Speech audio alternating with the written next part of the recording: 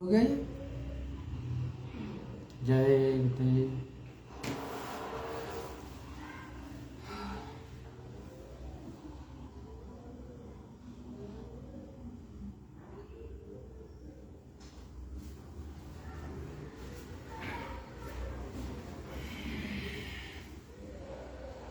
जय गुरुदेव। जय गुरुदेव। जय गुरुदेव। जय गुरुदेव। जय गुरुदेव। नाम किसका? प्रभु का। प्रभु का पावन नाम। जय गुरुदेव। मेरे प्यारे गुरुदातार मंगता द्वारे खड़ा। मेरे प्यारे गुरु दातार मंगता द्वारे खड़ा। मेरा पुकार पुकार में हर कर देखो जरा। मेरा पुकार पुकार में हर कर देखो जरा। मोहे दीजे भक्ति दान काल दुख बहुत दिया। मोहि दीजे भक्ति दान काल दुख बहुत दिया। मेरे तड़प उठी ये माही दरस को तरस रहा। मेरे तड़प उठी माय दरस को तरस रहा। बरसाओ घटा अपार प्रेम रंग दीजेगा। बरसाओ घटा पार प्रेम रंग दीजे बा। सुरत भी गया में रसधार तन मन होए हरा। सुरत भी गया मिया रसधार तन मन होवे हरा। मेरा जीवन सुफल होई जाए तुम गुण गाऊं सदा। मेरा जीवन सुफल होई जाय तुम गुण गाऊं सदा। मैं नीच अदम नाकार तुम्हारे द्वारे पड़ा। मैं नीच अधम नाकार तुम्हारे द्वारे पड़ा। मेरी विनती सुनो दर प्यार गठ गाओ दया। मेरी विनती सुनो दर प्यार घट गाओ दया। स्वामी जी पिता हमार जल्दी पार करो। स्वामी जी पिता हमार जल्दी पार करो। जय गुरुदेव स्वामी पिता हमार जल्दी पार किया। जय गुरुदेव स्वामी पिता हमार जल्दी पार किया। मेरे प्यारे गुरु दातार मंगता द्वारे खड़ा। मेरे प्यारे गुरु दातार मंगता द्वारे खड़ा। मेरे सच्चे गुरु भगवान मंगता द्वारे खड़ा। मेरे सच्चे गुरु भगवान मंगता द्वारे खड़ा। जय गुरुदेव। जय गुरुदेव। अखंड रूप रूप से कणकण में विराजमान परम पूज्य स्वामी जी महाराज के चरणों में कोटि प्रणाम। यहाँ पर उपस्थित जो हम ऑनलाइन देख रहे हैं समस्त प्रेमियों से मेरा सादर जय गुरुदेव। जय गुरुदेव। प्रेमियों, उस मालिक की असीम दया और कृपा है कि हमको आपको गुरु के चरणों में, गुरु के सत्संग में सम्मिलित होने का समय मिलता है। इस संसार में बहुत कम लोग इस सौभाग्य को प्राप्त कर पाते हैं। या तो वो सो करके या दुनिया के इधर उधर के कामों में ही अपना समय निकाल देते हैं। उस प्रभु परमात्मा के लिए बिरले ही लोग अपना अमूल्य समय निकाल पाते हैं। जब तक उस प्रभु परमात्मा की दया आप पर ना हो, कृपा आप पर ना हो, तो सत्संग मिल पाना बड़ा ही मुश्किल। अगर उनकी कृपा हो जाए तो आप सब पर कुछ पा सकते हो। इसीलिए कहते हैं, जा पर कृपा प्रभु की होई, ता पर कृपा करे सब कोई। इसको इस तरह से भी समझ सकते हो, जा पर कृपा सतगुरु की होई, ता पर कृपा करे सब कोई। देखो यहाँ पर वो कुल मालिक अनामी पुरुष करतार, वो अनीह अनामा स्वयं कभी नहीं आता। उसके नुमाइंदे, उसके ही यहां से जीवात्माएं इस धरा मंडल पर महासंत और संत के रूप में अवतरित होते हैं। जो उनको देखना चाहता है, उस प्रभु को देखना चाहता है, पहले ऐसे सतगुरु से आपको मिलना पड़ेगा, ऐसे गुरु से मिलना पड़ेगा जो पूरा हो, कंज गुरु जिसको कहते हैं, जो अनाम धाम आता जाता है। ऐसे सतगुरु के चरणों में जब आप बैठेंगे और उसकी कृपा को पालेंगे, जब उसकी कृपा को पाएंगे, उसकी कृपा दृष्टि आप पर पड़ जाएगी और उसकी कृपा आप पर होने लगेगी, तब कोई भी ऐसा ऊपर का मंडल नहीं है। ऊपर के जो भी अधिष्ठाता आप सुनते हो, चाहे वो ब्रह्म, चाहे पार ब्रह्म, चाहे महाकाल, चाहे नीचे के जो मंडल हैं, ईश्वर, या उसके नीचे आद्या महाशक्ति, या उसके नीचे स्वर्ग और वैकुंठ में जो भी लोग रहते हैं, वहां पर अधिष्ठाता के रूप में उनकी सबकी कृपा आप पर होने लगेगी। क्योंकि गुरु से बड़ा कोई नहीं होता। गुरु ने आप पर, आपके सर पर हाथ रख दिया तो सब कोई आपके सर पर हाथ रखता चला जाएगा। आप हर एक देवी देवता से मिल सकते हो, जीवन काल में ही मिल जाएंगे, और वो तो बड़े ही प्रसन्न मुद्रा में चले आते। कभी कभी उनकी मौज हो जाती, गुरु की मौज हो जाती, तो नीचे सीधे चले आते। आपका कोई अनिष्ट करना चाहेगा, अगर तंत्र मंत्र करे या कोई निगेटिव एनर्जी भी भेज दे, तो ऐसे बच्चों का, ऐसे शिष्यों का बाल बांका नहीं होता। वैसे निगेटिव एनर्जी ज्यादा से ज्यादा आपको कांटा चुभा सकती है, इससे ज्यादा कुछ कर नहीं सकती। क्योंकि जो संत के जीव होते हैं और सच्चे हैं, खरे हैं, तो उनको तत्काल हर चीज का अनुभव हो जाता है और उसकी सूचना मिल जाती है।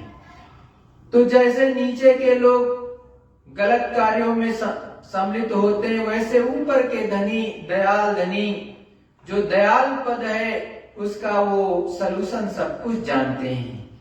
क्योंकि सारी सृष्टि तो वहीं से रची गई है। अंड खंड ब्रह्मांड बनाने वाले और ऊपर में बैठे हुए सतपुरुष करतार उन्होंने ये संरचना की है, तो उनको क्या नहीं मालूम है कि कौन क्या करेगा। तो उनके पास हर चीज की काट रहती है कि कौन अच्छा कर रहा, कौन बुरा कर रहा, और किस बुराई की अच्छाई से क्या काट है, वो हमेशा करते रहते, बता देते हैं अपने बच्चों को। धीरे धीरे बताते हैं जिनकी साधना बनेगी। जिनकी साधना नहीं बनती तो उनके लिए क्या कहा जाए। और आप ये मत सोचो कि आपके पूर्वज जो चले गए वो नहीं मिलते। अरे भाई, सच्ची साधना करोगे तो आपके भी मिलेंगे, और जो दूसरे सच्चे सत्संगी हैं, अगर उनके यहाँ पर आप बैठ करके सत्संग कर रहे हो, ध्यान कर रहे हो, भजन कर रहे हो, तो वो भी आकर के आपसे मिलते हैं, बड़े प्रेम से मिलते हैं, उनसे भी बातचीत होती है। लेकिन ये अंतर का विज्ञान है, ये बाहर का खोखला वाला नहीं है, ये न्याय का विषय नहीं है।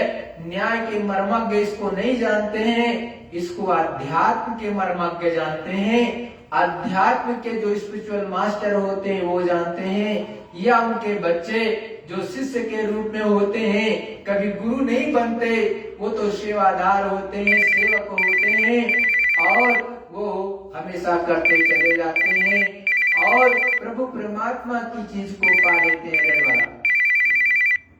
तो गुरु के चरणों में बैठ करके आप धीरे धीरे धीरे धीरे करके जो उस मालिक की दया और कृपा प्राप्त कर सकते हो। जब तक गुरु के चरणों में नहीं बैठोगे, उनके चरणों में बैठ करके उस मालिक की दया की अर्जी नहीं लगाओगे, ये सब कुछ मिलता नहीं है। अरे भाई, आप तो केवल बाहर से ही उसको ढूंढते हो और वो आपके अंदर छुपा है। कहते हैं, मुझको कहाँ ढूंढे रे बंदे, मैं तो तेरे पास में, ना मैं काशी ना मैं मथुरा। तो वो कहते हैं कि देखो, मुझे कहीं इधर उधर मत ढूंढो, सब जगह जाओ प्रेम से महात्माओं से मिलने के लिए। काशी भी जाओ, मथुरा भी जाओ, वृंदावन भी जाओ, और जो है द्वारिका भी जाओ, तिरुपति भी जाओ, पशुपतिनाथ जी के पास भी जाओ, जितने अपने अच्छे धाम बने हुए सबके यहाँ जाओ, लेकिन कामना एक रखो कि मुझको कोई सच्चा संत मिल जाए, सच्चा महात्मा मिल जाए, जो उस प्रभु परमात्मा से मिला हो और हमको भी मिला दे। अगर ऐसी भावना लेकर के जाओगे तो निश्चित कोई ना कोई सच्चा संत, सच्चा महात्मा आपको मिल जाएगा, और उस प्रभु परमात्मा से मिलने का सच्चा आपको नाम दान दे देगा, सच्चा प्रभु परमात्मा से मिलने का मार्ग देगा, और उसी को आप कहते हो नाम दीक्षा, उसी को नाम धन भी कहते हैं, उसी को नाम कहते हैं, उसी को शब्द कहते हैं। तब संतों से जब तक मिलना नहीं होगा तब तक काम बनेगा नहीं। तो संतों की चरणों में बैठो प्रेमी भाई बहनों। और देखो, ये दुनिया बड़ी चालाक है, यहाँ एक दूसरे को ठगने के लिए सब बैठे हैं। और जब चेत जाओ तो संतों ने कहा, चेत का महीना आया तो चेत जाओ, मतलब कि सुमिरन ध्यान भजन में लग जाओ। देख रहे हो देश विदेश में सब कहीं हाहाकार मचा हुआ है, महंगाई सबकी कमर तोड़ रही है। और गुरु महाराज ने, परम संजय गुरुदेव जी महाराज ने बहुत पहले कहा था कि इतनी महंगाई बढ़ेगी, इतनी महंगाई बढ़ेगी कि आपकी कमर टूट जाएगी, आपकी चमड़ी उधड़ जाएगी, क्योंकि आपने नासुकरों को अपना वोट दिया, एक तरह से सही लोगों को नहीं दिया। आपको वोट ऐसे लोगों को करना चाहिए जो सच्चाई ईमानदारी के रास्ते पर चलते हो, जो निरामिष रहते हो, मतलब अंडा मांस मछली शराब दारू ना पीते खाते हो, तब तो आपका वो भला करेंगे, अन्यथा वो भला आपका कभी नहीं करेंगे। तो आपको इन सब बातों को विचार करना पड़ेगा, आपको संत और महात्माओं के चरणों में बैठना पड़ेगा। लेकिन जो ऐसे ही भेष बना लेते उनके लिए मैं नहीं कह रहा, जो सच्चा हो और जो प्रभु परमात्मा से मिला हो उसके चरणों में बैठोगे तो काम बनेगा। देखो गुरु महाराज क्या समझा रहे। ये गुरु महाराज ने की बड़ी मौज हुई, और उस समय में गुरु महाराज ने सन फरवरी 1984 में कहा, 3 बातें सदैव याद रखो, किसी की निंदा न करना, न सुनना। निंदा करने से उसके पाप के बोझे से तुम दब जाओगे। नंबर 2, कम खाओ, इससे आलस्य नहीं आएगा, शरीर तंदुरुस्त तथा चुस्त और फुर्तीला रहेगा, साधन भजन ठीक बनेगा। नंबर 3 कहा, गम खाओ, अर्थात बर्दाश्त करो, कोई कुछ भी कहे उसे सहन कर लो। अब गुरु महाराज समझा रहे, अटल सुहाग सूरत अपलीना, हृदय में गुल पौध खिलानी, मैं बुलबुल समझाई मस्तानी। देखो, हृदय ही जो कि परम संत गोस्वामी जी के शिष्य थे, अब उनकी सूरत जीवात्मा को विशेष दया मिलने लगी। वो सूरत जीवात्मा ऊपर गगन मंडल में चढ़ने लगी। तब कहते हैं कि मैंने गुरु की दया से अब हम पर जो है एकदम मस्त हो जा रही मेरी सूरत जीवात्मा, और ये ऊपर की चीजों को देखने लगी है, समझने लगी है, और ऊपर ये चलने लगी है।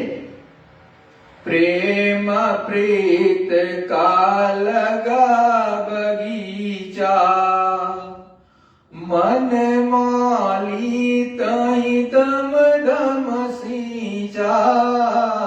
प्रेम और प्रीत का एकदम से बगीचा लगा लो। कोई आपको गाली दे तो बड़े प्रेम से उसको जवाब दे दो। ऐसे ही जब कोई प्रभु परमात्मा के रास्ते पे चलता है तो कोई गाली देता है तो उसको उलट के गाली नहीं देता, ना उसकी तरफ देखता है, वो सुन लेता है और आगे बढ़ जाता है। क्योंकि गाली आवत एक है, उल्टत होत अनेक, जो इसको ना उल्टिए रहे एक किए। यदि आपको कोई गाली देता है, अगर आप उसको उल्टिए नहीं, मतलब आप भी उसको जवाब गाली से गाली का ना दीजिए, तो संत महात्मा कहते हैं कि अगर आपने उलट दिया तो क्या हुआ, एक गाली से हजारों गालियों में वो तब्दील हो जाएगा। लेकिन आपको गाली देता है, आपने बर्दाश्त कर लिया और गम खा लिया, मतलब गम कर गए, उस मालिक को सौंप दिए और कहे मालिक हम तो ये चीज ले नहीं रहे, आप जानो आपका काम, तो वो आपकी गाली नहीं हुई, वो तो जिसने दी थी उसी के उसके ऊपर लागू हो जाएगी। तो अगर आप एक भी गाली किसी ने दी आपको, सामने वाले ने, और आपने उसको उलट करके कुछ भी नहीं कहा, तो एक की एक रह जाएगी, मतलब जहां की बात वहीं रुक जाएगी, आगे बढ़ेगी नहीं, तो कोई भी दिक्कत नहीं होगी। तो इस तरह से जब सच्चे शिष्य, सच्चे प्रभु को पाने वाले जो है मुरीद जब संतों की चरणों में बैठते हैं तो प्रेम और प्रीत का बगीचा लगा लेते हैं, और उसको जो है मन मानी, ये मन उसका साथ देने लगता है, और उसको ये दमदम ऊपर के शब्द जब आने लगते हैं, प्रभु परमात्मा की आकाशवाणी ऊपर से शब्द आने लगते हैं, तो उसको ये सुन सुन करके वो बगीचा, प्रेम रूपी बगीचा, शब्द रूपी बगीचा, वो भरने लगता है, मतलब वो बगीचा खिल जाता है। कोई कितना भी गंदा हो, संतों ने समझाया, अगर एक बार समझा दिया, 2 बार समझा दिया, चाहे घर का इंसान हो चाहे बाहर का हो, उसको 1 बार 2 बार समझा दिया, नहीं समझता है तो उसको उसके हाल पर छोड़ दीजिए। गुरु महाराज ने कहा कि कोई भी हो, उसको 1 बार समझाया, 2 बार समझाया, उसके पीछे मत पड़ो, छोड़ दो, और जब वो अपने आप गड्ढे में गिर जाएगा, और जब गड्ढे में गिर जाएगा, दुख तकलीफ पा जाएगा, तो उठ करके जब भागेगा तो बहुत तेज चलेगा। तो वो सुमिरन ध्यान भजन प्रभु का के चरणों में चलता है कि नहीं, गंदा ही करना चाहता है तो करने दो, और आज नहीं तो कल उस पर ऊपर वाले की लाठी जरूर पड़ेगी। बहुत लोग कहते हैं जो भक्त के रूप में रहते हैं तो उनको क्यों दिक्कत होती है भाई, उनको भी दुख तकलीफ होती है, उनके शरीर में भी बीमारी हो जाती है, उनको भी कुछ ना कुछ होता रहता है। अरे आप अपने भक्त प्रहलाद की कहानी को जरा उठा करके देखो, अपने आए सनातन धर्मियों, उनके ऊपर क्या क्या नहीं बीजा। 5 साल की अवस्था में ध्रुव ने अपना घर छोड़ा, प्रहलाद ने भी जो है बहुत कम अवस्था में छोड़ा, लेकिन प्रभु परमात्मा को जब भी उन्होंने बुलाया, वो प्रभु परमात्मा उनके बुलाने पर नंगे पैर दौड़ता हुआ आया। ये अपना इतिहास है, लेकिन ऐसी भक्ति तो करो, ऐसे अपने गुरु के चरणों में तो रहो, तब तो कुछ मिलेगा। और कपट भक्ति से तो कुछ होता नहीं है। निर्मल पवित्र भक्ति होनी चाहिए, और निर्मल पवित्र भक्ति होगी तो वो संत सद्गुरु निश्चित आते हैं। अभी देखो, कुछ ही दिन पहले मैंने आपको एक प्रार्थना के रूप में गुरु महाराज की चीजें आपको लिख के भेजी। गुरु महाराज सीधे चले आते हैं आसमान से, सन आपके सामने आके बातें भी करते हैं। जो दुख तकलीफ आपको है, आप अपने सद्गुरु से बता सकते हो। एक एक बातें गुरु महाराज सुनते हैं और उसके बाद आशीर्वचन भी देते हैं, दया भी देते हैं। तो देखो, ये गुरु की बहुत बड़ी दया होती है। जब पाने लगोगे तो अंदर से निर्मल होते चले जाओगे और गंदगी से दूर होते चले जाओगे। गंदगी तुम्हारी तरफ तुम पहले ही तुमको पता हो जाएगा कि कहाँ गंदगी है कहाँ नहीं है, और धीरे धीरे करके आपको सत्पथ पर चलना है, प्रभु परमात्मा के रास्ते पर चलना है। और कहते भी है, कबीर तेरी झोपड़ी गलकटियन के पास, जो करेगा सो भरेगा, तू क्यों होत उदास। संतों ने, महात्माओं ने हमेशा समझाया, फकीरों ने समझाया कि देखो, कभी कभी सच्चे इंसान के पास में भी गंदे से गंदा इंसान होता है, सामने ही रहता है कभी कभी, और वो दिन रात गंदगी करता है। लेकिन संतों ने कहा, उससे आपको कोई फर्क नहीं पड़ना चाहिए। हमेशा आपको अपने सद्गुरु के चरणों में रहना चाहिए, और जो जैसा करेगा वैसा भरेगा, इसमें कोई दो राय नहीं है। और जैसा कहते हैं कि जैसा आप बोओगे वैसा ही तो काटोगे। अगर बुरे कर्म कर रहे हो तो आज नहीं तो कल निश्चित आपके ऊपर आएगा। अब बहुत से लोग ऐसा भी समझने लगते हैं कि जो संतों और महात्माओं के चरणों में रहते हैं, दिन रात सेवा का काम करते हैं, सत्य पथ पर चलते हैं, लोगों को भी सत्य पथ पर चलाने का प्रयत्न करते हैं कि आप भी चलो, आप भी उस मालिक को, प्रभु को प्राप्त कर लो, ईश्वर को देख लो, ब्रह्म को देख लो, पार ब्रह्म को देख लो, ब्रह्मा जी का दर्शन कर लो, शिव जी का दर्शन कर लो, और आज्ञा महाशक्ति का भी दर्शन कर लो, और अंदर में चले चलो।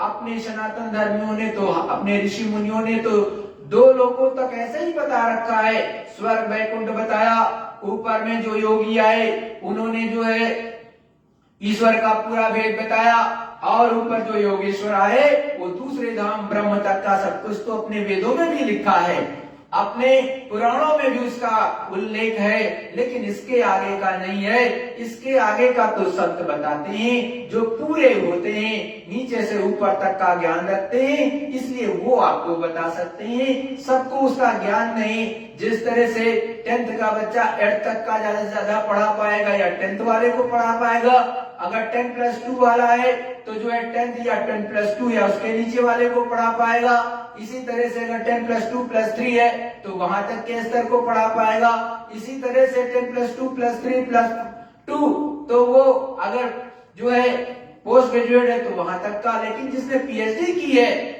जिस सब्जेक्ट में, तो उस सब्जेक्ट के नीचे को वो पढ़ा लेगा, उसको हैंडल कर लेगा। इसी तरह से संत और महात्मा होते हैं जो पूरे होते हैं, नीचे से ऊपर तक अंड खंड ब्रह्मांड पार ब्रह्मांड होते हुए 4थे पद का जो है वो ज्ञान रखते हैं। तो वहां तक का हमको ज्ञान होता है, तो आपको वो मिला सकते हैं कि आप ईश्वर का भी दर्शन कर लो, ब्रह्म का भी कर लो, और ऊपर में पार ब्रह्म का भी दर्शन करो, महाकाल पुरुष बैठे उनका भी दर्शन करो, और जो आपके सच्चे पिया सच्चे मालिक बैठे सत्पुरुष करतार ऊपर में उनका दर्शन करो, और ऊपर चलो अलग में आगम में, और सबका मालिक अनाम में बैठा है। इसीलिए अपने रामायण में कहा एक अनी अनाम अरूपा आदि सच्चिदानंद प्रभु धामा। अपनी रामायण में खोल करके कहा गया है, उसको पढ़ो साफ साफ का कि एक अनी है अनामा है, मतलब जो अकथनीय है और जिसका वर्णन नहीं किया जा सकता है, जिसका कोई नाम नहीं, वो सबसे ऊपर आधार में रहता है, और वो आदि सच्चिदानंद प्रभु धामा, और वो अनाम देश आदि से है, अनंत से है, उसका कभी मिटता नहीं, वो अजर अमर देश है, ना वहाँ कभी जो है कुछ बदलता है, वहाँ नित्य नवीन रचनाएं होती रहती हैं, आनंद का घर है, सच्चा घर वो आपका है। क्योंकि सब लोग इस मृत्यु लोक में तो रहते हैं, लेकिन कभी नहीं सोचते हैं कि वो देश कहाँ है मेरा, जहाँ यहाँ पर रहते हो पृथ्वी लोक पर कभी कुछ दिक्कत कभी कुछ दिक्कत, और शरीर छूट जाता है। शरीर छूट जाता है तो कहाँ चला गया, मेरे घर का ही बंदा है, मेरे घर का ही कोई पूर्वज है, मेरे घर का ही बच्चा है, बच्ची है, बहन है, बेटी है, माँ है, पति है, पत्नी है, या फिर पिता है, या जो है छोटा सा बालक है, वो शरीर छोड़ करके इस मृत्यु लोक को चला गया तो कहाँ चला गया, उसकी जानकारी आप कभी नहीं करते हो। बाहर से दो आंसू गिरा लेते हो, क्योंकि अंदर का ज्ञान आपको नहीं, इसलिए जानते नहीं हो। अगर अंदर का ज्ञान होता, जिस तरह से शिव जी ने अपना शिव नेत्र खोला, आज भी महाशिवरात्रि मनाई जाती है, जिस तरह से जो है वेद व्यास जी ने संजय को दिव्य दृष्टि दी, और उन्होंने महाभारत बैठे बैठे जो है हस्तिनापुर में ही अपने जो है राजा को सुनाते रहे, धृतराष्ट्र को सुनाते रहे कि युद्ध में के क्षेत्र में, जो कि कुरुक्षेत्र वहां से कम 100-200 किलोमीटर दूर हो रहा था, वहीं से दिव्य दृष्टि से देख करके वो सब कुछ बता देते थे। उसमें कोई भौतिक विज्ञान नहीं लगा था, कोई ऐसी टेक्नोलॉजी नहीं लगी थी कि वो फेल हो जाए। अगर आपकी दिव्य दृष्टि खुली हो तो यहीं से बैठे बैठे आप जर्रा जर्रा देख सकते हो, गुरु की कृपा से। बिना गुरु की कृपा से आप कुछ नहीं कर सकते हो, क्योंकि वो आपको एक माध्यम देता है, टेलीस्कोप या दूरबीन जो होती है, उनके चरण कमल पहले मिलते हैं। उन चरण कमलों के माध्यम से जो अपने में बताया गया चरण कमल होते हैं, तो चरण कमल जब आपको प्राप्त हो जाएगा तो वो समझ लो दूरबीन है, वो टेलीस्कोप है, उसी के माध्यम से आप जो है सब कहीं का देख सकते हो। लेकिन देखोगे उतना ही जितना गुरु की मौज और मर्जी होगी, बिना उसकी मौज मर्जी के कुछ होने वाला नहीं। या तो इस लायक बन जाओ कि मालिक आपको कह दे ठीक है तथास्तु, अब आप सब कुछ देख सकते हो। जिस तरह से एक बार जो है वेद व्यास जी और उनके बेटे सुखदेव जी एक रास्ते से जा रहे थे, तो बेटा तो बहुत आगे था, तो क्या हुआ कि बेटा आगे था और पिताजी पीछे चल रहे थे। तो एक तालाब था, एक सरोवर था, तो वहां पर बहुत सी बहनें स्नान कर रही थी। तो वो जिस अवस्था में थी स्नान कर रही थी तो कर रही थी, और वो जैसे ही सुखदेव जी उनके पास में पहुंचे, वैसे ही जो है वहां पर उन लोगों ने उसी में जिस अवस्था में थी, उन्होंने बड़े प्रेम से उनको जो है नमन किया, प्रणाम किया, और उन्होंने आशीर्वचन दिए, आशीर्वाद दिया और आगे बढ़ गए। लेकिन पिताजी पीछे आ रहे, वेद व्यास जी पीछे आ रहे, तो थोड़ा डिस्टेंस था, थोड़ी दूरी थी उनकी पीछे में। तो जब तक वो पहुंचे सरोवर के किनारे, उससे पहले ही जितनी वहां पर बहनें और बेटियां स्नान कर रही थी, जितनी देवियां स्नान कर रही थी, वो जल्दी से निकली और पूरे कपड़े पहन करके तब उनको जो है प्रणाम किया। अब ऐसी बात जब उन्होंने देखा, वेद व्यास जी ने तो पूछा कि हमें ये चीज बताओ कि हमारा बेटा जब इधर से गुजरा तो आप लोग नहीं निकले और पूरे वस्त्र नहीं पहने, लेकिन जब मैं निकल रहा हूं तो आपने पूरे कपड़े पहन लिए। तो कहा माफ कीजिएगा महाराज, हम आपसे गलती की क्षमा मांगते हैं, लेकिन आपका बेटा जो होता है उसके अंदर द्वैत भाव नहीं है, समभाव है, लेकिन आपके अंदर समभाव नहीं रहता है, इसलिए मैंने ऐसा किया। तो देखो वो उस समय का तो द्वापर का समय था, उस समय बहुत ज्यादा विज्ञान बढ़ा था, आध्यात्मिक विज्ञान भी था, और देवियां अपने वहां पर बहन बेटियां तो बहुत अच्छी तपस्या करके उच्च चीजों को प्राप्त करती थी। सीता माता को देखो एक तिनके के सहारे जो है रावण को पीछे धकेल दिया था, और अपने यहाँ सती अनुसुईया जी का नाम बार बार आता है, अन्य देवियों का भी नाम आता है कि कितनी तपस्वी थी, कितनी अच्छाई उनके अंदर में थी, और उनका उदाहरण दिया जाता है। और इसी कड़ी में नवधा भक्ति में सबसे उत्तम भक्ति जो है सबरी माता का दिया जाता है, क्योंकि वो तो बचपन से लेकर के और अंतिम श्वास तक प्रभु का इंतजार करती रही, अपने गुरु के आदेश का पालन करते हुए, क्योंकि उन्होंने कहा था उनके गुरु ने कि श्री रामचंद्र जी जब आएंगे तो इस कुटी में ही तुम रहना, इस आश्रम पर ही रहना, वो आपको निश्चित रूप से दर्शन देंगे।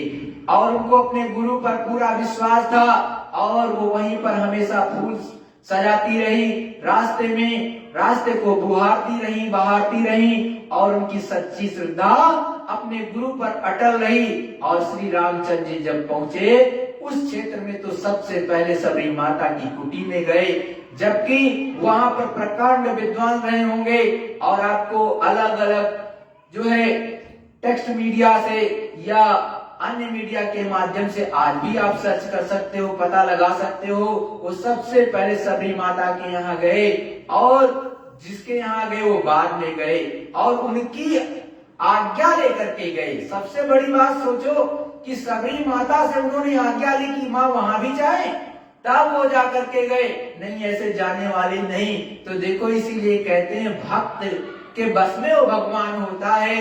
भक्त अपने प्रेम से अपने गुरु को रिझा लेता है और खुश कर लेता है, तो सभी लोग उसके अनुसार चलते हैं, कोई ऐसा नहीं कोई नहीं आता है।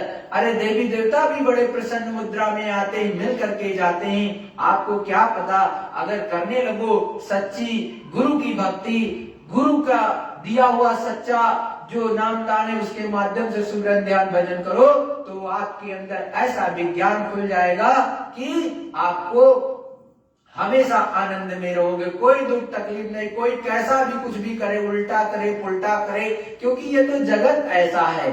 यहाँ तो मन और माया, काल भगवान तो ऐसा रचना ही रची है कि यहाँ हमेशा जो है लोग एक तरह से गिर जाए। और ये कलयुग है, कलयुग में तो महापाप महाघोर होना है। मतलब कोई ऐसी ऐसी चीजें लिखी हैं कि कोई किसी की बात नहीं मानेगा, ना तो पति की बात मानने वाली, ना तो घर परिवार के लोग आपकी बात मानने वाले, सब स्वेच्छाचारी होते चले जाएंगे, और ये पाप का घड़ा निश्चित भरेगा, तो एक दिन फूटेगा भी, ऐसा संतों महात्माओं ने कहा। लेकिन उससे पहले बहुत अनर्थ होगा, लड़ाइयां बहुत होगी, प्रजा बहुत मरेगी। इसीलिए संतों ने कहा 12-12 कोस पर, और परम संत बाबा जय गुरुदेव जी महाराज ने, हमारे सतगुरु ने कहा 20-20 कोस पर चिराग दिखाई देगा, एक चिराग एक दिया दिखाई देगा, और वो धीरे धीरे लक्षण आपको दिखाई देने लगे हैं। आसपास चारों तरफ अपने को देखो, अपने से देखो, पता लगाओ, वो लक्षण दिखाई देने लगे हैं, और वो होकर रहेगा आप जो उन्होंने कहा है। ऐसा नहीं है कि नहीं होगा, जमाना बदलेगा, वक्त बदलेगा, अच्छे लोगों की धर्म की स्थापना पुनः होगी, और जितनी गंदगी है, चाहे जैसे चाहे रावण के जमाने में जो है त्रेता युग में रहा हो, उन्होंने भी खूब अत्याचार किया, और उस समय पर देखो बहन बेटियों की लाज नहीं बच पा रही थी, और उस समय पर भी बहुत महायुद्ध हुआ था। और आपने देखा त्रेता के बाद द्वापर में भी महायुद्ध हुआ, और ये कलयुग है, इसमें भी होगा, इसमें कोई दो राय नहीं। और संतों ने बहुत पहले कहा, हमारे गुरु महाराज ने, कि डीजल पेट्रोल नहीं मिलेगा, ये गाड़ियां खड़ी हो जाएंगी। मुझे याद है मैं बचपन में 7 रुपए लीटर पेट्रोल सन 86 का काफिला जब 26 दिसंबर 1986 को निकला तो हम 7 रुपए लीटर प्रति लीटर जो है तेल भरवाते थे अपनी मोपेड में, जो टीवीएस नाम से चलती थी पहले, उसको उसमें 7 रुपए लीटर। आज कितने रुपए लीटर ये आप देख लो। और अगल बगल के देशों में पता लगा लो क्या स्थिति है। तो आगे तो ये मिलेगा भी नहीं, इतना रेट बढ़ जाएगा। और रेट कौन कहे आप मिलेगा ही नहीं तो क्या कर लोगे। जैसे गैस नहीं मिल रही या है भी तो किसी को मिल रही किसी को नहीं मिल रही।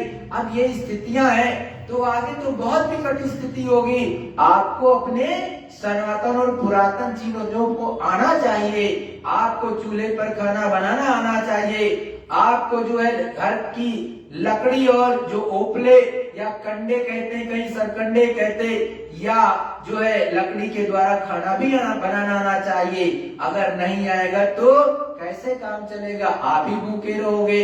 आटा रखा भी है तो ऐसे पी लोगे तो आपकी आंख खराब हो जाएगी। तो पकाना तो पड़ेगा।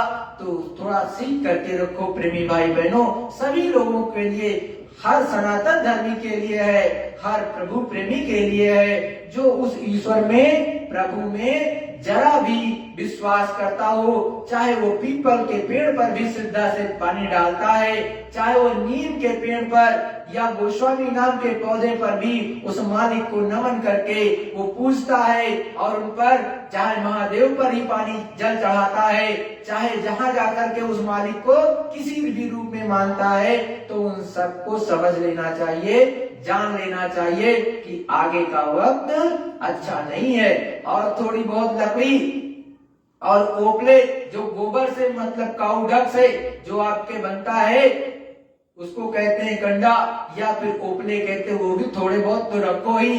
कम से कम आपको गैस ना मिले तो 2, 4, 5 दिन 10 दिन तो कुछ बना करके खा सको।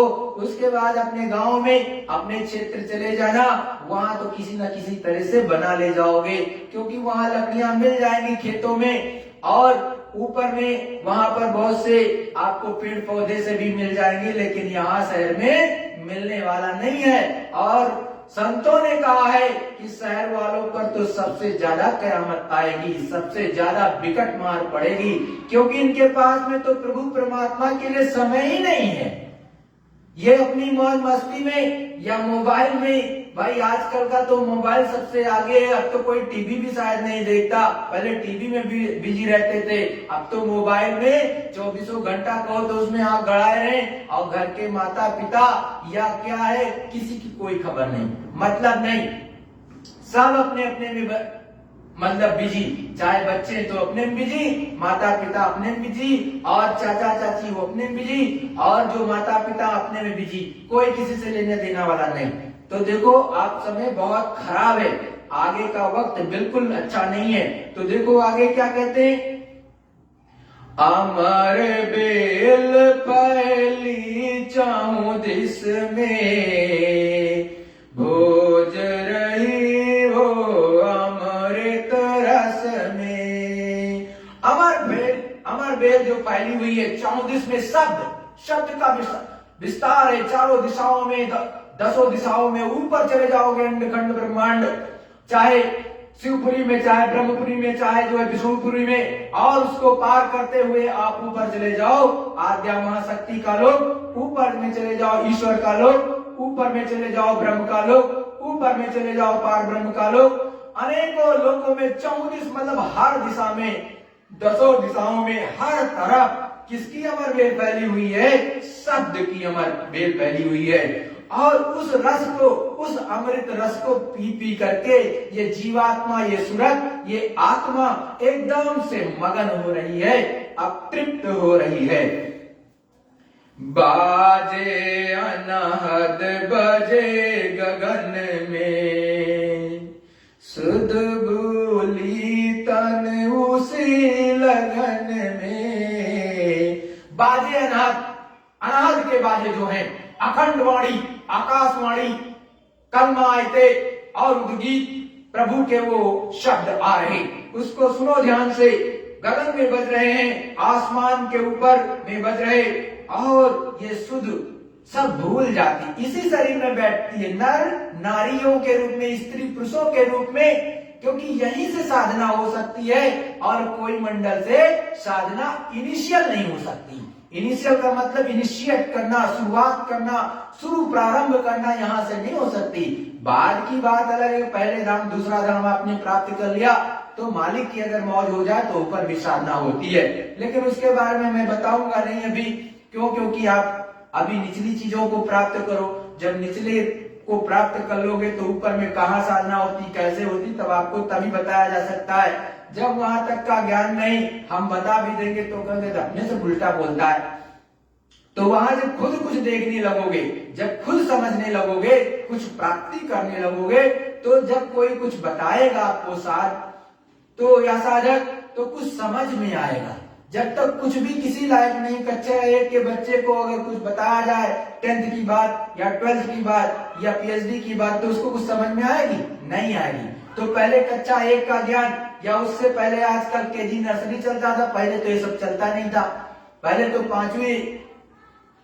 5 साल का बच्चा हो जाता था, उसके बाद स्कूल भेजते थे, उससे पहले वो कहते थे इसके माइंड का विकास होने दो, खेलने कूदने दो, उछलने दो। जब उसको परिपक्व थोड़ा सा हो जाता था तब भेजते थे। लेकिन आजकल तो माताएं पहले यही कहती, जितनी जल्दी इसको प्ले स्कूल में डाल दो उतना अच्छा है कि ये झंझट जल्दी से कम 4-6 घंटे के लिए तो छुट्टी हमको मिले। क्यों? क्योंकि अब इस समय दिक्कत यह है कि अधिकतर लोग सिंगल रहते हैं, मतलब पेरेंट्स के रूप में, पति पत्नी के रूप में रहते हैं। बच्चा हुआ तो उसको देखे कौन? पहले दादा दादी साथ में रहते थे, चाचा चाची रहते थे, और घर परिवार में नंदे रहती थी, तो बच्चा तो अपनी माँ के गोद में कम ही रहता था। जब दूध उसको पीना होता था तब उनके पास में पहुंचा, और अधिकतर 90% तो दादा दादी के हाथ में, नाना नानी के गोद में या नंदों की गोद में वो पलता और बढ़ता था। सच ये है। लेकिन आजकल सब बैर भाव के कारण दूर दूर हो गए, किसी में प्रेम सच्चा नहीं। अगर कोई सच्चा प्रेम भी दिखाए तो आजकल लोग कागजी प्रेम करते हैं, सच्चे वाले से प्रेम नहीं करते हैं कि वो सब कुछ तुमको दे रहा, सारी चीजें आपकी जो है खाने की, पीने की, रहने की, सब कुछ देख रहा, लेकिन उनका जो है फेसबुक से चल रहा है कुछ, उनका व्हाट्सएप से कुछ चल रहा है, और न जाने क्या क्या चल रहा है। आज तो सब स्वेच्छाचारी हो गए। तो स्वेच्छाचारी होके देख लो, संत तो कलयुग ही है। कलयुग के लिए कहा, कोई नहीं मानज अनुजा तनुजा, कोई किसी को जो है अनुज और तनुज में कोई एकदम से, मतलब ये मेरी बेटी है, ये मेरी बहन है, या इस पर भी विचार नहीं करते। जब इस पर भी विचार नहीं करते तो अब सोच लो कितना वो स्वेच्छाचारी होगा, कितना नीचे गिरेंगे।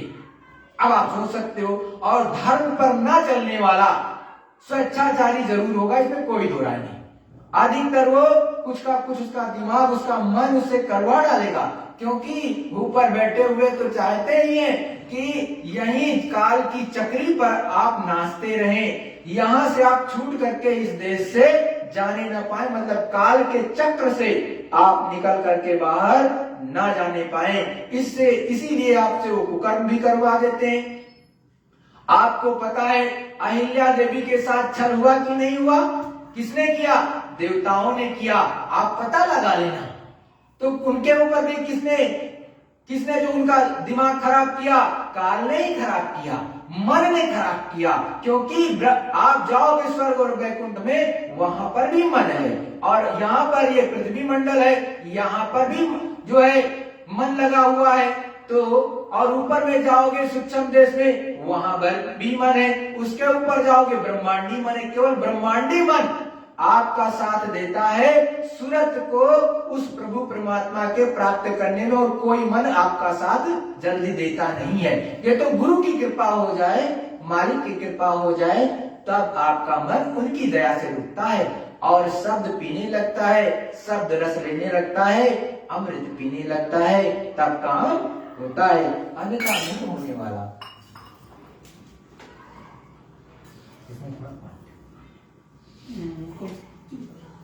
थोड़ा देखो प्रेमी भाई बहनों, वास्तव में मेरी तबीयत कई लगभग 4 महीने से सही नहीं है। तो क्या होता है, लेकिन फिर भी सत्संग आपको मिलता है, कोशिश यही करता हूं।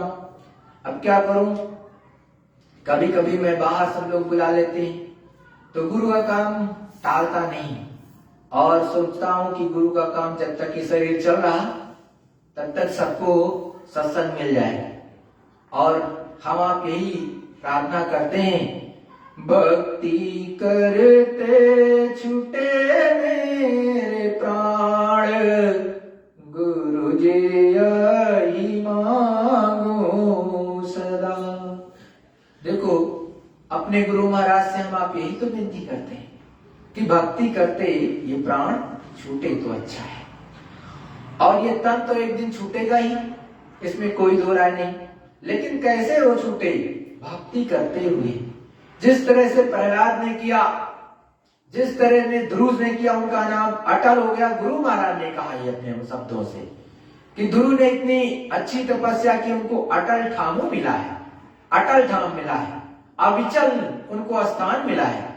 वैसे हमको और आपको भी अपने गुरु की भक्ति करनी है और उस प्रभु परमात्मा को जीते जी प्राप्त कर लेना है। और अपने गुरु महाराज तो बहुत दयालु, तुरंत देते हैं, वो किसी का उधार नहीं रखते। गुरु महाराज ने साफ साफ कहा।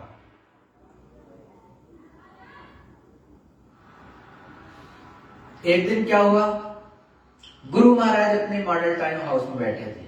Model town house Lucknow, Uttar Pradesh. वहां बैठे थे, अंगीठी ताप रहे थे। 2-4 प्रेमी और बैठे थे। वहीं से वो स्थान ऐसा है जहां पर से सच्चिदानंद चाचा जी, ये आपका शाकाहारी सदाचारी बाल संघ पत्रिका भी वहीं से छपती थी। तो वहीं पर स्थान पर गुरु महाराज बैठे थे मॉडल टाउन हाउस में। तो हुआ क्या, इसको बंद करो ना। तो अब क्या हुआ कि गुरु महाराज बैठे थे, तो सभी ने कुछ प्रश्न किया। प्रश्न क्या किया, एक बहन जी थी, गुरु महाराज से मिलने आया करती थी। जब गुरु महाराज जाते तो क्या होती, वो अपने घर बुला ले जाती गुरु महाराज को। तो गुरु महाराज जाते तो उस समय चाय पहले पी जाती थी, बाद में तो बंद करा दिया था गुरु महाराज, मत पियो, क्योंकि उसमें चमड़े का बुरादा मिलाने लगे लोग। अच्छी क्वालिटी की नहीं होगी तो चमड़े का बुरादा मिला होगा या लकड़ी का बुरादा मिला हो देते, तो आपका स्वास्थ्य खराब हो जाए। तो ये जब पता चल गया तो गुरु महाराज ने सबको मना कर दिया, मत पियो चाय, लेकिन पहले पी जाती थी। तो जब अच्छा था, अच्छा समय था, आज से 30-40 साल 50 साल पहले तो अच्छाई बहुत थी, लोग एक दूसरे पर विश्वास करते थे, ईमानदार थे। लेकिन अब तो ईमान की तो बात ही छोड़ दो आप। तो एक बहन ने कहा, गुरु महाराज, वो बहन जी आती हैं, आप उनके घर जाकर के चाय पी लेते हैं। तो वो कह रही थी कि गुरु महाराज जब आते हैं तो मैं उनको चाय पिलाती हूँ। तो कहा अच्छा। तो उसने कहा, गुरु महाराज आप उनके यहाँ मत चाय पीजिए। तो गुरु महाराज ने कहा, अच्छा बच्ची, हो कह रही थी चाय पिलाती है मुझको, तो ठीक है, तो उससे कह देना कि 1 कप चाय पिलाया है तो उसके बच्चे को मैंने नौकरी लड़के को दिला दी है पूरी जिंदगी के लिए, जाके कह देना। क्योंकि संत और महात्मा किसी का उधार नहीं रखते, 1 कप चाय का भी भुगतान पूरी जिंदगी के लिए नौकरी दिला करके कर देते हैं। तो देखो, संत महात्मा इस तरह अपने गुरु की बात बता रहे हैं प्रेमी भाई बहनों।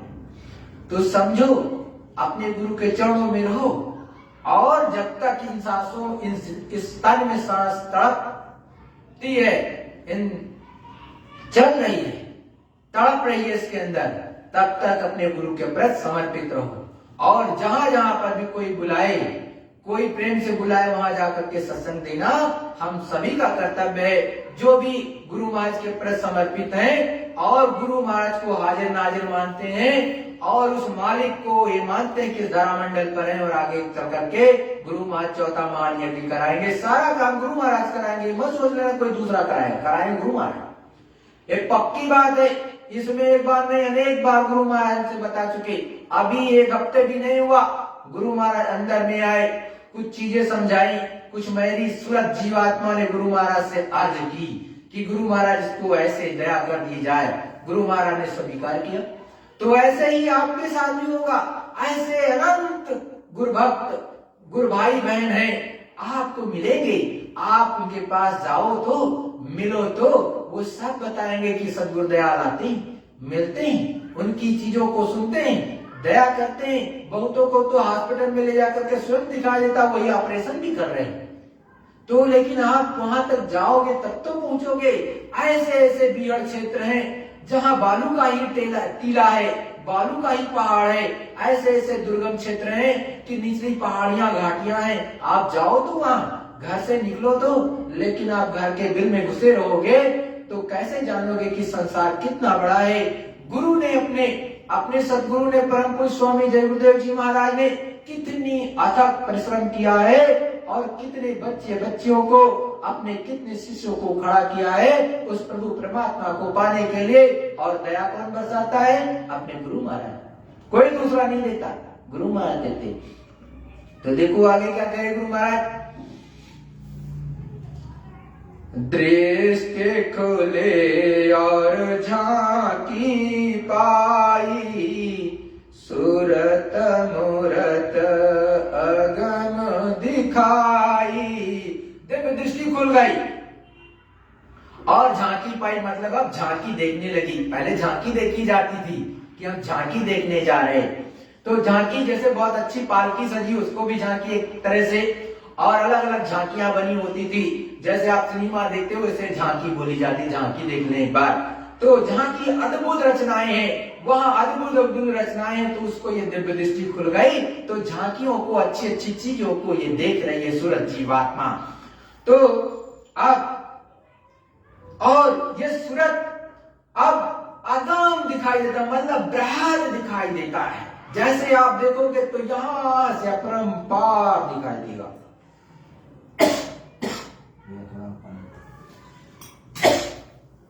अपरंपार दिखाई देता है, अगम देश का मतलब अगम है, अपार है। जैसे आप सागर के सामने खड़े होते तो जल ही जल दिखाई देता है। दृष्टि मतलब ये भौतिक आंख देखती है, वहां तक आपको जल ही जल दिखाई देता है। बाद में आपको क्या दिखाई देता है? जैसे कोई खाई बन गई हो, जल की खाई, वो तो दिव्य दृष्टि है। तो दिव्य दृष्टि से तो बहुत ज्यादा दिखाई देता है, लाखों लाखों किलोमीटर, लाखों लाखों मील तक दिखाई देता है, करोड़ों होती है। कि जब ये सूरत अगम दिखाई, को सूरत को अगम दिखाई देने लगा, फिर क्या कहते हैं? माणिक मोती शब्द नाद के, नीलम पन्ना धन अगाध के। मणमाणिक्य, जो गुरु महाराज ने कहा नहीं आपके मणमाणिक्य आगे मिलेंगे, लूट लेना। अरे शब्द के होते हैं, शब्द को लूटो प्रेमियों, किसी और के नहीं। अंदर में चलो शब्द को, ये तो सब झुट्टा है, कंकड़ पत्थर है। चाहे जितना सोना रख लो, चाहे जितनी चांदी रख लो, चाहे पन्ना रख लो यहाँ का, चाहे नीलम रख लो, और ये सब छूट जाएगा। क्योंकि शरीर छूटेगा तो सब छूट जाएगा। जब शरीर साथ नहीं जाएगा तो यहाँ का कंकड़ पत्थर आपके साथ जाएगा, ये भी नहीं छूट जाएगा। तो कौन सा हीरा पन्ना और मोती? वो शब्द के हैं। जब ऊपर चलोगे तो देखोगे अद्भुत रचनाएं, अद्भुत उनसे जो है वो निकलता है क्या? उनसे रोशनी निकलती है, लप लप लप लप, मंत्र मुग्ध हो जाओगे। ऐसा ऊपर का नजारा है प्रेमी भाई बहनों। तो वो शब्द नाद के, शब्द से हो रहा, उसमें से भी शब्द निकल रहा, और उस शब्द नाद को सुन करके वो बहुत प्रसन्न हो जाती है ये सूरत, ये जीवात्मा, ये आत्मा। रतन जड़ित सुन चौकी पाई, देखत छब मन गया बुलाई। अब इसको कैसी चौकी मिली है? ठहरने का स्थान कैसा मिला है? मणमाणिक्यों से एकदम नीलम और पन्ना से रतन जड़ित है, एकदम रत्नों से जड़ित है, चमचम चमकता रहता है, लप लप लाइट उसमें से होती रहती है, और अनंत लाइट है। मतलब आपका वहां पर ये सामान्य आंख काम नहीं करती है।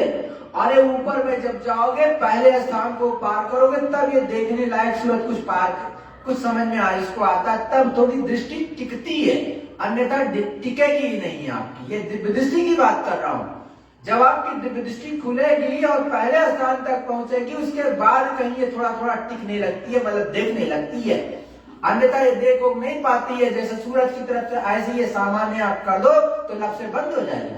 ऐसे इससे ज्यादा हजारों करोड़ों अरबों गुना ज्यादा वहां लाइट है, तो कैसे काम करेगी? तो शुरुआत में बंद हो जाती है, तो फिर खुलती है, फिर बंद हो जाती है, फिर खुलती है, फिर बंद हो जाती है। तो इसीलिए गुरु महाराज कहते हैं एक टक देखते रहो, धीरे धीरे करके वो बर्दाश्त करने लगेगी। तो वो कहते हैं कि रत्न से जड़ित वहां पर उनको एक चौकी मिल गई, उसको पा लिया। देखत छब मन गया भुलाई, उसको देख करके, उसकी छवि को देख करके मन एकदम से भूल गया। मतलब जितना उत्पात करता था, जितना यहाँ पर खुराफात करता था, वो सब कुछ भूल गया, मगन हो गया उसको पा करके एकदम से। चारों खाने चित, अब एकदम शांत बैठेगा, कुछ नहीं करेगा वो। मान सरोवर हंस विलासा, खेल करे मेल अजब तमाशा। अब ये सूरत दूसरा स्थान निकलेगा, क्योंकि अब तो ये मन दूसरे स्थान पर इसका भंडार है, उसमें लय हो गया, उसमें ये भूल गया, उसी में चला गया। अब ये सूरत अकेली चलेगी कहां? मानसरोवर की तरफ, जहां पर आपको सच्चा मुक्ति का द्वारा है, जहां पर सच्चा स्नान मानसरोवर में होता है। और वहां पर गुरु महाराज क्या कहते हैं कि हंसों का विलास है। वहां पर संत एकदम से देखो कि सब हंस हंसनिया एकदम से किलोल करते रहते हैं, किलोल करते रहते हैं। वहां का अजब तमाशा है जो कि वर्णन से परे है। ऐसा देश, ऐसा आगम पसारा है। तो धीरे धीरे करते रहो प्रेमी भाई बहनों। ये तो बहुत गुरु महाराज तो कि देखो कोई चीज बहुत मतलब काफी समय गुरु महाराज सुनाते थे। कोई सत्संग 3-3, 4-4 घंटे का सुनाते थे पहले। बात की तो बात है, गुरु महाराज का थोड़ा सा स्वास्थ्य जब नहीं सही रहा तो 1 ही घंटे का सुना देते थे। लेकिन स्वास्थ्य गुरु का नहीं खराब होता था, आप सभी का होता था। आप सभी लोगों के कर्म गुरु महाराज के ऊपर जाते हैं।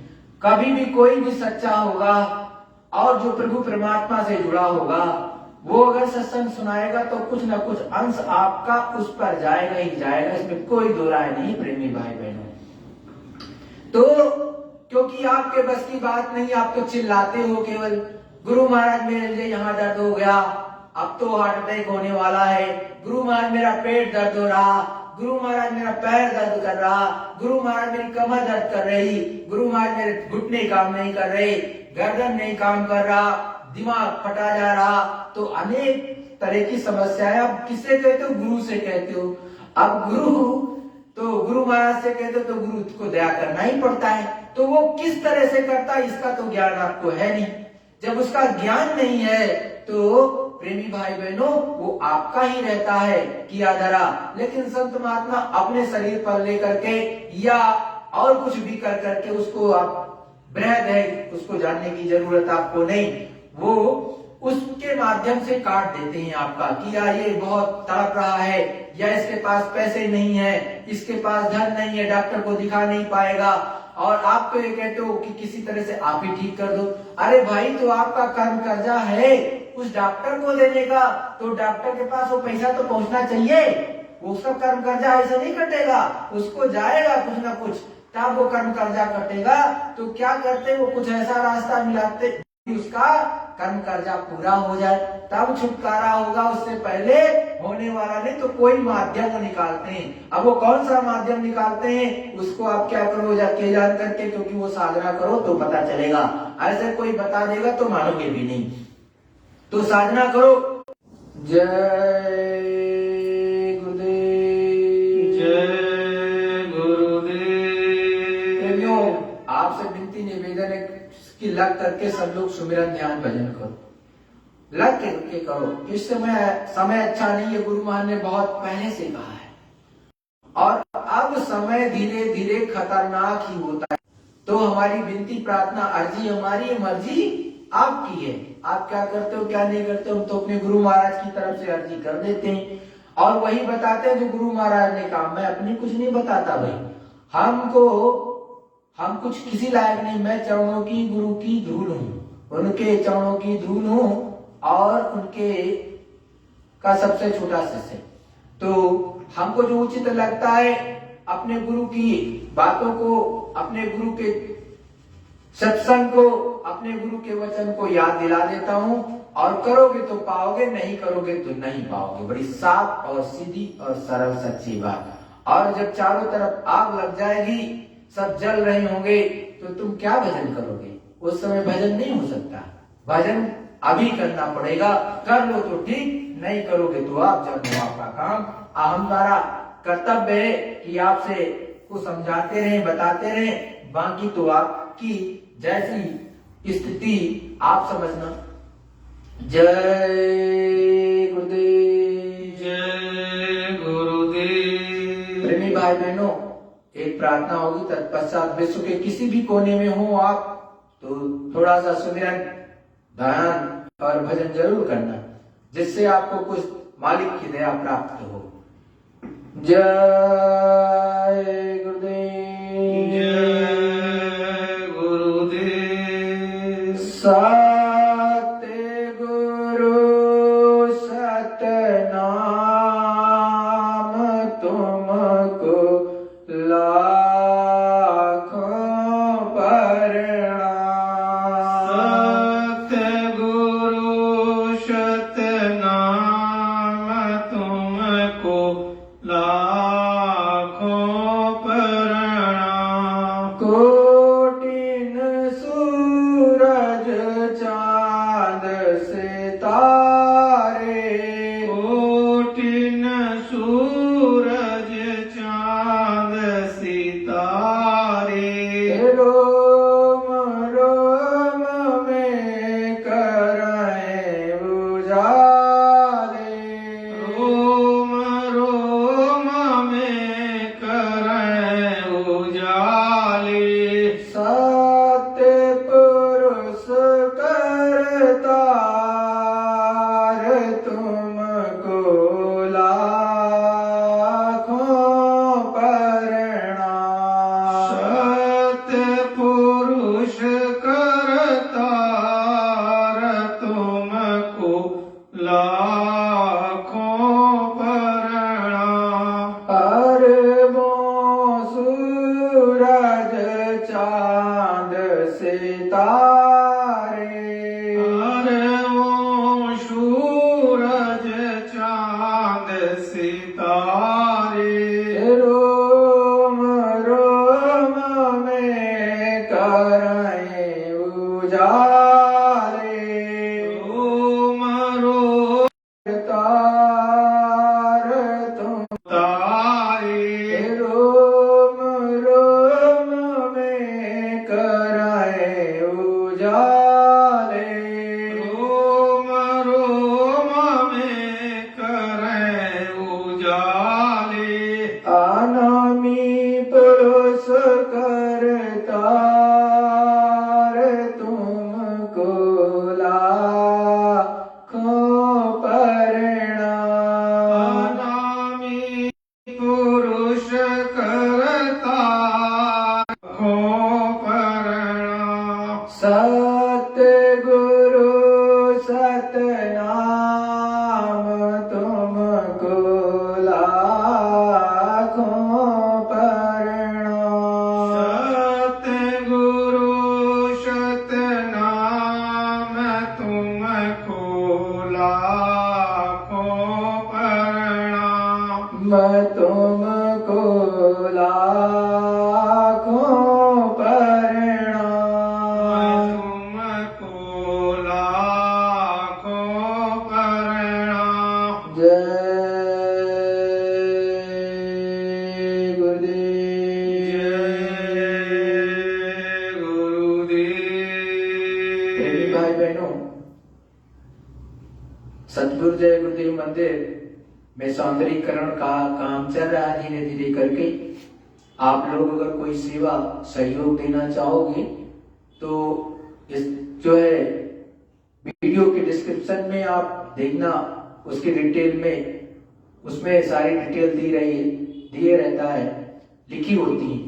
आप वहां से रीड करके पढ़ करके जो सेवा सहयोग आप करना चाहना, आपकी इच्छा हो तो कर सकते हैं, क्योंकि गुरु का काम सभी के सहयोग से हो तो अच्छा रहता है। बाकी आपकी इच्छा।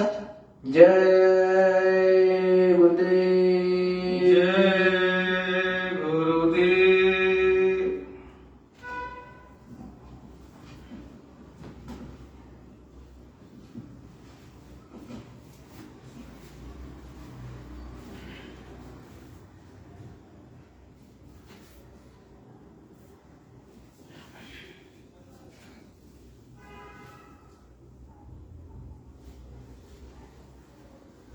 शुभ